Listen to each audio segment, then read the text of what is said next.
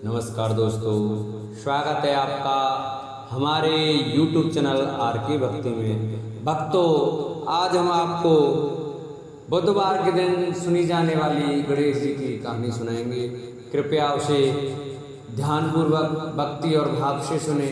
जो भक्त हमारे चैनल पर नए आए हैं वो हमारे चैनल को सब्सक्राइब करें और वीडियो को लाइक करें और कमेंट में ओम गणेशाय नमः लिखना न भूलें। बुधवार को जरूर सुने गणेश जी की कहानी, मिलेगा सुहाग व भाई की लंबी आयु का वरदान। गणेश जी को विघ्नहर्ता कहा जाता है। गणपति पूजन से सुहाग की लंबी उम्र का भी आशीर्वाद मिलता है।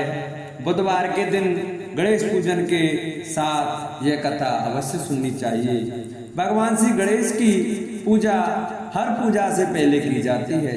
महिलाएं खासकर अपने पति की लंबी आयु के लिए भगवान श्री गणेश की पूजा करती हैं। ऐसी मान्यता है कि भगवान श्री गणेश की पूजा करने से पति की लंबी आयु होने के साथ साथ ससुराल हमेशा खुशियों से भरा रहता है। वहाँ कोई भी दुख दरिद्रता कभी नहीं आती। तो आइए हम अपनी कथा को प्रारंभ करते हैं। एक समय की बात है, एक भाई बहन रहते थे। बहन का नियम था कि वह अपने भाई का चेहरा देखे बिना खाना नहीं खाती थी। हर रोज वह सुबह उठती थी और जल्दी जल्दी सारा काम करके अपने भाई का मुंह देखने के लिए उसके घर जाती थी। एक दिन रास्ते में एक पीपल के नीचे गणेश जी की मूर्ति रखी थी। उसने भगवान के सामने हाथ जोड़कर कहा कि मेरे जैसा अमर सुहाग और मेरे जैसा अमर पियर सबको दीजिए। यह कहकर वह आगे बढ़ जाती थी। जंगल के झाड़ियों के कांटे उसके पैरों में चुभा करते थे। एक दिन भाई के घर पहुंची और भाई का मुख देखकर बैठ गई। तो भाभी ने पूछा, पैरों में क्या हो गया है? यह सुनकर उसने भाभी को जवाब दिया कि रास्ते में जंगल की झाड़ियों के गिरे हुए कांटे पांव में चुभ गए हैं। जब वह वापस अपने घर आ जाए तब भाभी ने अपने पति से कहा कि रास्ते को साफ करवा दो, आपकी बहन के पांव में बहुत सारे कांटे चुभ गए हैं। भाई ने तब कुल्हाड़ी लेकर सारी झाड़ियों को काट कर रास्ता साफ कर दिया, जिससे गणेश जी का स्थान भी वहां से हट गया। यह देखकर भगवान गुस्सा हो गए और उसके भाई के प्राण हरे। लोग अंतिम संस्कार के लिए जब भाई को ले जा रहे थे तब उसकी भाभी रोते हुए लोगों से, कहीं थोड़ी देर रुक जाओ, उसकी बहन आने वाली है। वह अपने भाई का मुंह देखे बिना नहीं रह सकती। उसका यह नियम है। जब लोगों ने कहा आज तो देख लेवेगी पर कल कैसे देखेगी। रोज दिन की तरह बहन अपने भाई का मुख देखने के लिए जंगल में निकली। जब जंगल में उसने देखा कि सारा रास्ता साफ किया हुआ है, जब वह आगे बढ़ी तो उसने देखा कि सिद्धि विनायक को भी वहां से हटा दिया गया है। तब उसने जाने से पहले गणेश जी को एक अच्छे स्थान पर रखकर उन्हें स्थान दिया और हाथ जोड़कर बोली, भगवान मेरे जैसा अमर सुहाग और मेरे जैसा पियर अमर सबको देना। और फिर बोलकर आगे निकल गई।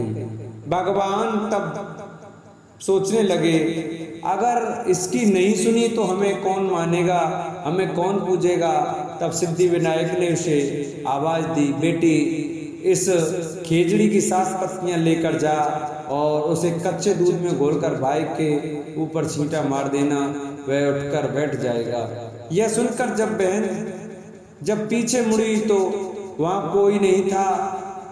फिर वह सोचने लगी कि ठीक है, जैसा सुना वैसा कर लेती हूँ। फिर वह 7 खेजड़ी की पत्तियां लेकर अपने भाई के घर पहुंची। उसने देखा वहाँ कई लोग बैठे हुए हैं, भाभी बैठी रो रही है और भाई की लाश रखी है। तब उसने उस पत्तियों को बताए हुए नियम के तहत भाई के ऊपर इस्तेमाल किया। तब भाई उठकर बैठ गया। भाई बोला, बहन से बोला, मुझे बहुत ही गहरी नींद आ गई थी तब बहन बोली ये नींद किसी दुश्मन को ना आए और उसने सारी बात अपने भाई को बता दी।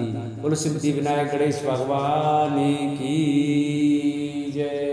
एक बार गणेश जी एक लड़के का वेश धारण करके नगर में घूमने निकले।